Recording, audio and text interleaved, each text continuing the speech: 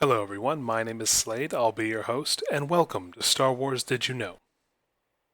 The E-11 blaster rifle was the primary weapon of the Galactic Empire's Stormtrooper Corps. It was manufactured by Galactic Industries, as well as subcontracted by Sorosub Corporation and Mursa Munitions, for a cost of 1,000 credits. It was known by several different names, to include E-11 Blastech Standard Imperial Sidearm, Stormtrooper Armament Blaster Rifle, as well as E-11 Military Issue Blaster Rifle, and a few others.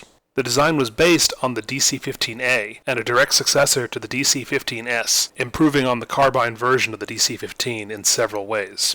Coming equipped with a folding stock for user customization, as well as a 500-shot gas canister and a 100-shot energy pack. Typically, troopers carried multiple energy packs and only a single gas canister in their rifle, since replacing a gas canister was complicated and the canister itself was prone to damage.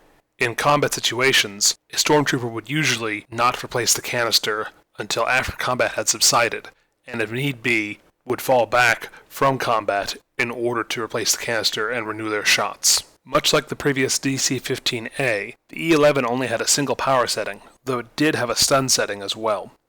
However, it did come with multiple fire modes, an automatic, semi-automatic, and pulse fire mode, and it could be equipped with various attachments to fire grenades, darts, flares, and other utility items.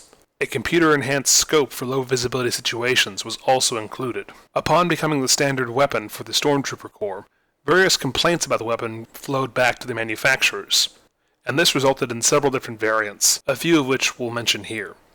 First and foremost was the E-11 carbine, which is a lighter weight and rapid-firing weapon that did not have the semi-automatic or pulse fire settings and instead relied fully on automatic fire.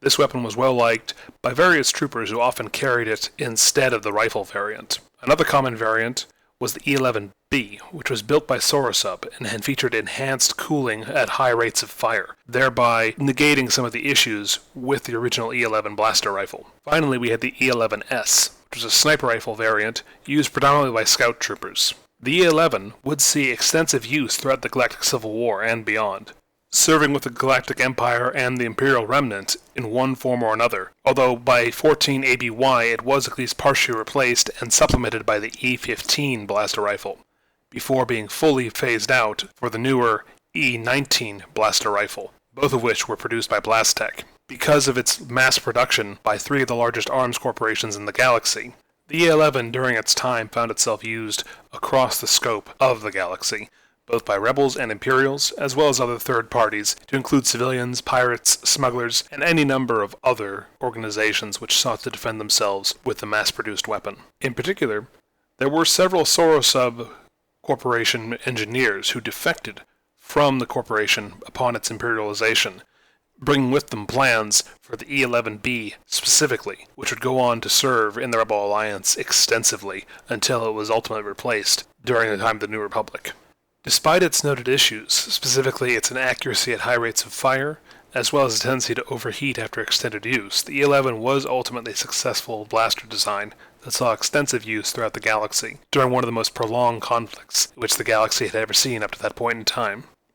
Alright everyone, that's the end of the video. I hope you enjoyed it. If you did, feel free to like and subscribe. There'll be more content coming. If you've got any questions or comments, by all means leave them and I'll be responding to them shortly. Until next time, this is your host Slade, and this has been Star Wars Did You Know?